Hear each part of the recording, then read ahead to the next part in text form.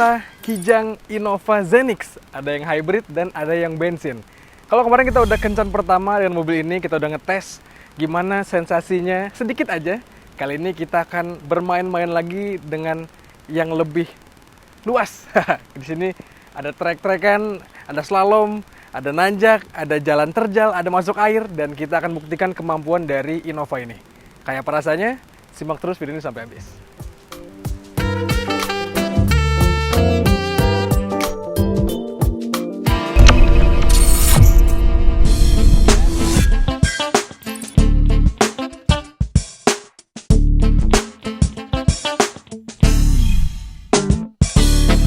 Nah, teman-teman, sekarang kita mulai dengan Innova yang hybrid, Innova Zenix yang hybrid. Dan ini, kalau kalian lihat secara visual mungkin agak tampak kurang mewah. Kalian benar, teman-teman, karena kalau kemarin kita nyobain yang tipe tertinggi, tipe termahal yang pakai panoramic roof, kalau ini enggak. Ini adalah Innova Zenix hybrid yang tipe paling murahnya. Tapi secara umum, mesin yang ditawarkan itu sama. Tapi fiturnya beda tentunya. Fitur TSS nggak ada pastinya, dan juga fitur-fitur lain yang menambah kemewahannya juga nggak disertai di tipe ini. Tapi rasa berkendaranya harusnya sama.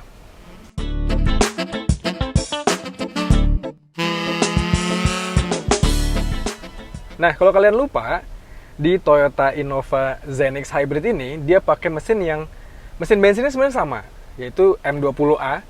Tapi kalau ini kodenya M20A FXS, sementara kalau yang di bensinnya, di tipe gasolinnya yang nanti kita akan tes, tipenya M20A FKS. Tenaga dari mesin bensinnya ini lebih tinggi ketimbang Innova generasi sebelumnya. Apalagi kalau di tipe hybrid ini ditambah pula dengan tenaga dari motor listriknya, teman-teman, dan itu ngebuat sensasi yang pastinya kian powerful. Apalagi naturalnya, motor listrik itu punya tenaga dan torsi yang dapat tersalur dengan instan. Jadi pastinya akan menarik kalau kita main-main dengan mobil hybrid ini.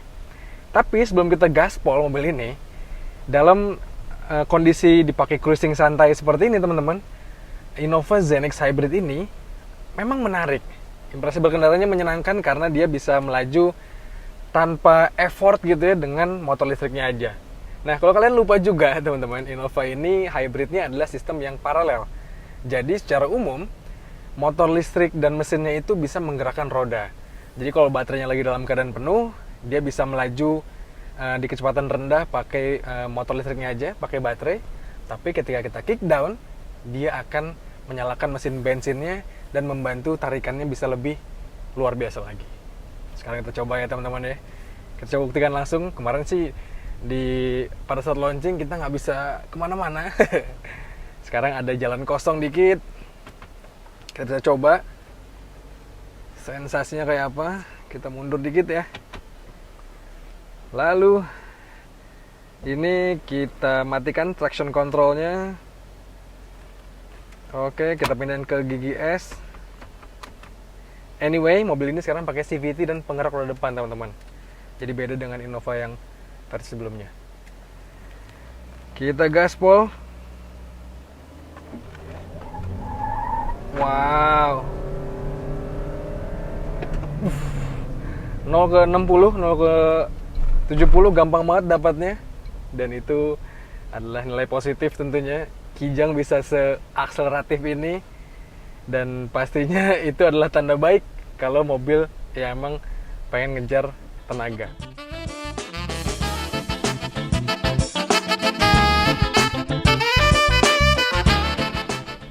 Nah, lalu teman-teman, sekarang kita akan nyobain gimana sih impresi berkendara dari segi suspensi dan handlingnya. Di area tes ini kebetulan ada beberapa obstacle yang bisa kita gunakan untuk mengetes mobil. Pertama, kita nyobain dulu speed bump namanya. Kita akan nyobain apakah dengan platform baru ini Innova semakin nyaman suspensinya, semakin nyaman bandingkan ke kabinnya. Ini dengan monocoque, dengan platform TNGA. Kita coba ngeliatin speed bump rapat-rapat ke kabin sih. Memang guncangannya luar biasa ya, tapi karena ini mobil monocoque jadi kerasa lebih stabil, teman-teman. Kita coba belok, nanjak. Kita udah coba nanjak sih kemarin ya, nggak ada masalah. Kita berhenti pun gas lagi. Gak ada masalah. Motor listriknya bekerja langsung nonjok. Jadi gak ada masalah sama sekali. Dan di sini ada tempat zigzag teman-teman. Kita akan coba gimana sih handlingnya.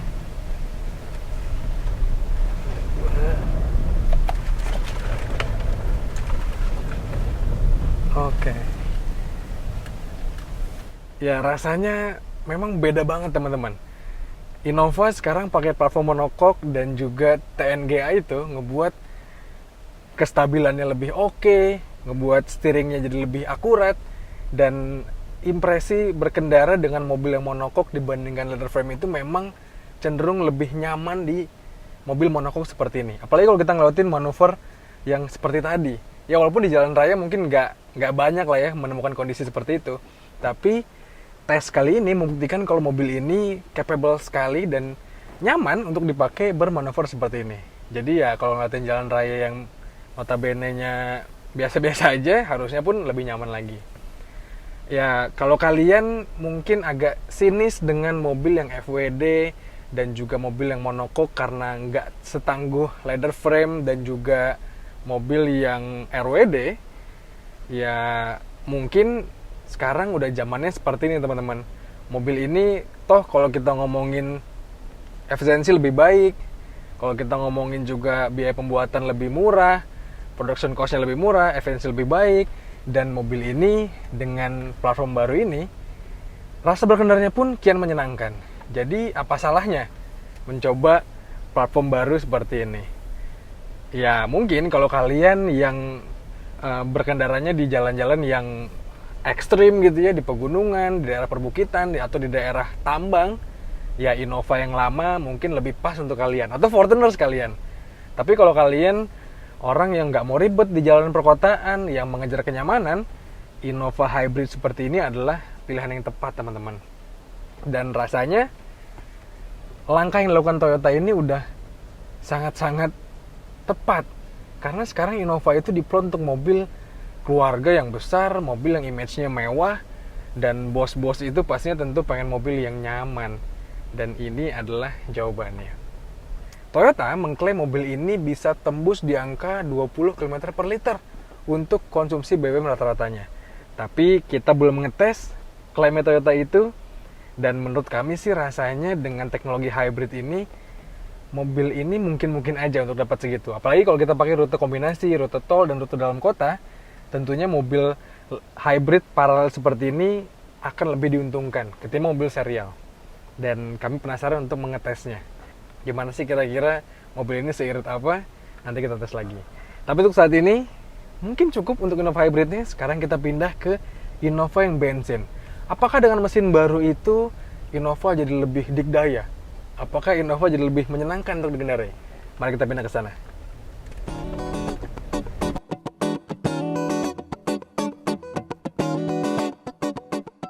Nah teman-teman, sekarang kita udah pindah ke Innova yang Zenix dan gasoline teman-teman. Kalau tadi hybrid, kalau ini hanya bensin murni aja kayak yang udah-udah. Tapi ini adalah mesin baru teman-teman, M20A FKS yang tadi kami ceritakan, dan ini adalah mesin yang lebih bertenaga ketimbang Innova versi sebelumnya. Kalau kalian sadar, Innova ini sekarang pakai basis yang sama dengan Toyota Foxy. Yes teman-teman, platformnya sama, TNGA generasi terbaru, dan juga mesinnya sama. M20A FKS itu mesin yang sama dengan mesin Foxy.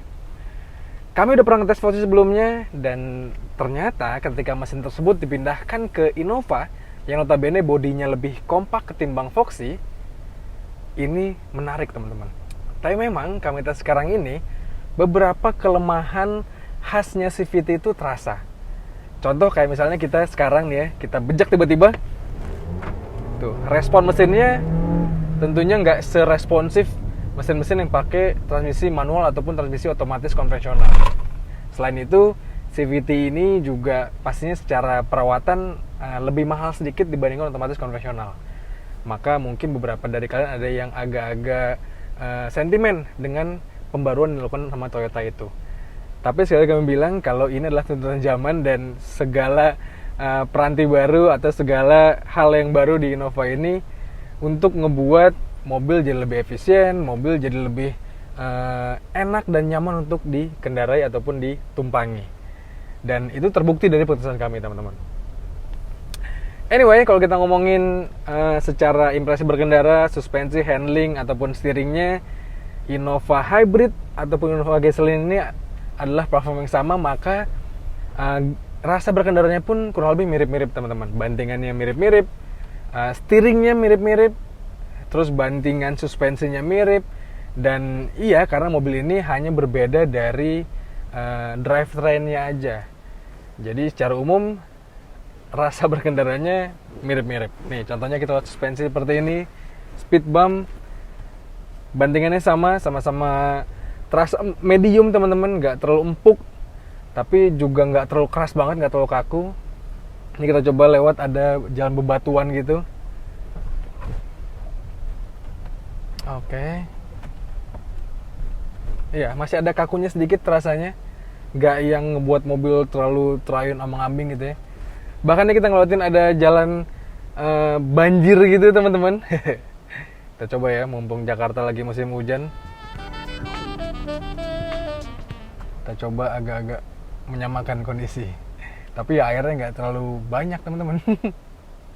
Tapi capable. Radius putarnya ya cukup sempit. Nah, ini yang menarik, ada jalan potholes atau jalan lubang-lubang yang diaspal kayak gitu. Kita coba ya, agak ngebut dikit. Nah itu, mungkin kalian agak denger ada suara jeduk gitu ya. Memang kerasa mobil ini agak kaku sedikit. Tapi ini, sepengetahuan kami kali ini, Innova Zenix memang terasa lebih stabil ketimbang Innova yang lama. Terima kasih buat platform barunya, teman-teman. Lalu sekarang kita coba juga di jalanan yang trek lurus. Kita coba. Oke, matiin traction control, pindahin ke gigi manualnya.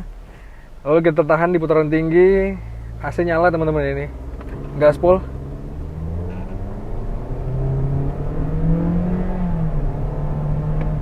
Ya. Impresi kami, penyaluran tenaganya terasa linear, teman-teman. Terasa bertahap dari tarikan bawah, menengah ke atas, khas banget transmisi CVT yang dicolok ke roda depan. Terus nggak sampai wheel spin kayak tadi, kayak yang hybrid, karena memang ini tenaganya nggak sebegitu instannya di tarikan bawah. Kalau tadi kan karena terbantu sama motor listriknya, jadi tarikan bawah itu sampai spinning gitu ya. Kalau ini enggak.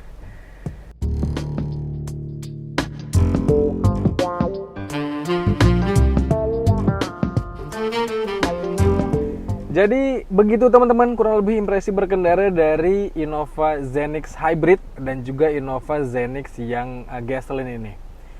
Memang sekarang nggak ada lagi Innova yang pakai mesin diesel, tapi kalian masih bisa beli dalam keadaan fleet, dan itu harus dalam partai besar berarti ya, nggak bisa kalian beli satuan. Lalu kesimpulannya gimana menurut kami? Kira-kira Innova Zenix ini, menurut kami ini adalah evolusi Kijang yang paling menarik, teman-teman. Kijang yang lama terkenal dengan mobil yang badak gitu ya, pakai leather frame sasisnya, penggerak belakang dengan mesin yang tangguh. Tapi Kijang sekarang dibuat lebih modern dengan bodi monokok, dengan penggerak depan CVT, dan mesin yang disetrum hybrid, ataupun masih ada mesin yang gasoline biasa ini. Tapi ini adalah evolusi menarik untuk kita simak, dan sepengetahuan awal ini, mobil ini sangat-sangat impresif bagi kami. Tapi lagi-lagi, ini adalah pengetesan yang terbatas, teman-teman. Pengetesan yang di area singkat dan juga pengetesan yang cukup dinamis dan beragam. Kami nggak sabar untuk mengetes dalam jangka panjang di jalan sehari-hari, di jalan perkotaan, ataupun keluar kota dengan Innova Zenix Hybrid ataupun gasoline ini.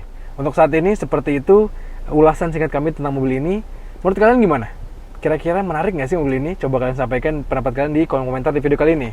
Dan seperti biasa, jangan lupa untuk baca ulasan lebih lengkapnya di kanal Detik Auto, dan juga tonton video dari kami di kanal 2 per Detik dan juga kanal YouTube Detik Auto. Jangan lupa untuk kalian subscribe juga.